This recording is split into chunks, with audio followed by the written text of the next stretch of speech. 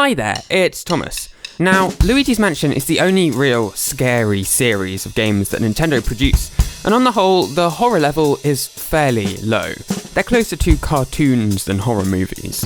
But inside each of these three games, there's just one or two moments where Nintendo go all out and give you a major fright. And to get inside your head, they use some really sneaky science. Here's how Luigi's Mansion hacks your brain.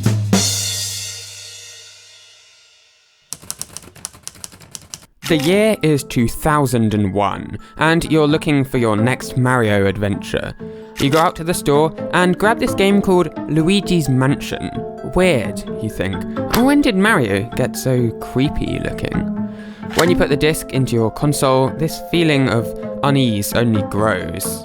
And there it is, the titular mansion. You head inside. And as Luigi starts to survey his surroundings, this distinct feeling of unease washes over you. You feel like something is watching, waiting, ready to attack.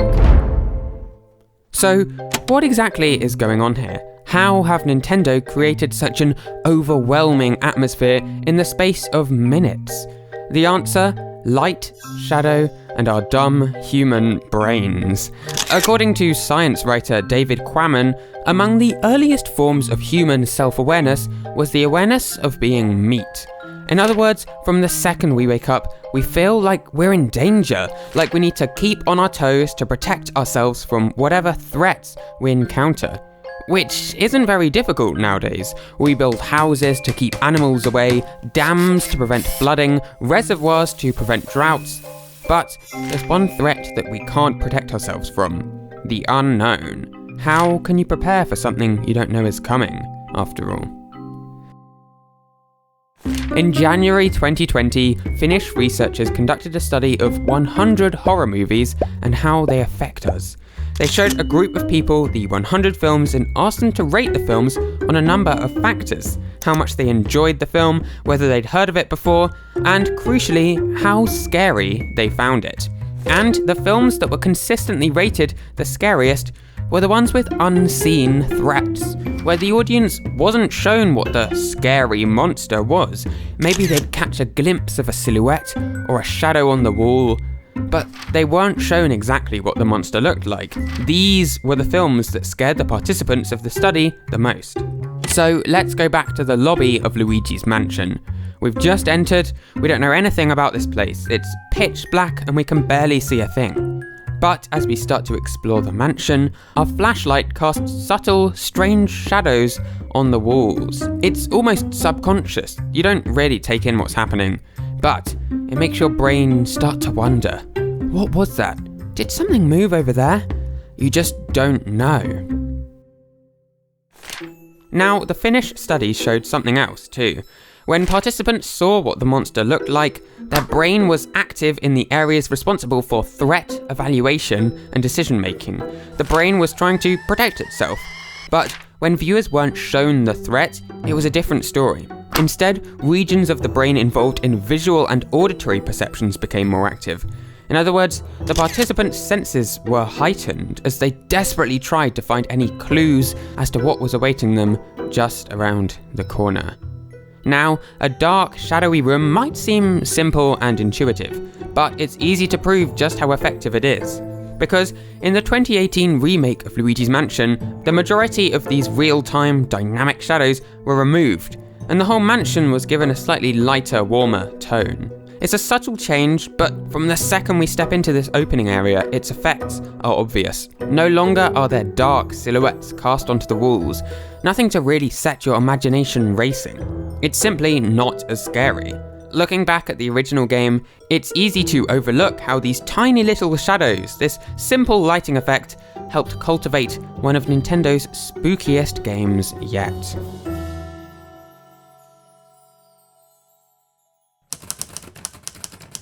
It's 12 years later, and you're browsing the store when something catches your eye. The sequel to Luigi's Mansion for the 3DS. You pop the cartridge in and boot it up. It seems a lot less threatening this time. Luigi is goofy and slapstick, and the mansions look like something out of a cartoon. This time, you've got nothing to be worried about. But then you start Mission 3.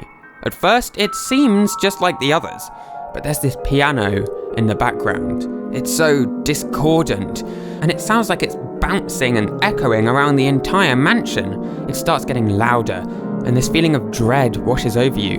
Where's the sound coming from? Who's playing the piano? Just what is waiting around the corner? Now, when you actually reach the source of the sound, it turns out to be this sort of underwhelming ghost pianist. As I said before, the anticipation is often scarier than the payoff with these kind of things. In this case, if when we started the mission, Professor Egar had shown us the library ghost that lay in store, this whole sequence of tracking down the piano would be much less intimidating. It's the build-up that makes this part so spooky. But I don't think that completely explains the dread you feel listening to that music. Even if we take away the context of the mansion, there's still something deeply uncomfortable about that tune. It's almost like it's baked into the sound itself. So why is it so creepy? Well, it all comes down to our dumb human brains again. In 2012, a biologist named Daniel Bloomstein noticed something interesting. He was researching baby marmots when suddenly one of them began to scream. It was alerting its parents that it was in danger by blowing air really quickly past its vocal cords. And the noise it created, it was a non-linear sound. And it's the secret behind Luigis Mansion's piano. A speaker turned up too loud. That's a non-linear sound. A violin bow scratching its way across the strings. That's a non-linear sound too. These noises have to be unpredictable, and they need lots of changes in pitch. And there's no better example than this piano from Luigis Mansion. If we bring up the stereograph, which shows us pitch and how it changes over time, we can see colour splodged all over the place, with very little rhyme or reason to it. Throw a disorientating reverb on top of it all, and you've got a prime example of a non-linear sound. But why does that even matter? What's the deal with non-linear sounds anyway? Well, Daniel's study found something really interesting. He rounded up 2 groups of people and played them each some short pieces of music. One group was given emotionally neutral music. It wasn't super upbeat, nor was it sad either. But the other group was given music containing non-linear sounds. Afterwards, the 2 groups were asked to describe the music, and the second group reported a much higher negative emotional response. In other words, these non-linear sounds seem to trigger some kind of biological response within the participants. Some sort of primal instinct in our brains is trained to respond to these sounds, just like the mothers of the baby marmots when they're crying out in distress. We can't help but feel this panic, and the sounds from Luigis Mansion are no different. The reason it's so uncomfortable to listen to is down to your deepest human instincts. In the words of Daniel Bloomstein, everyone should listen to their inner marmot.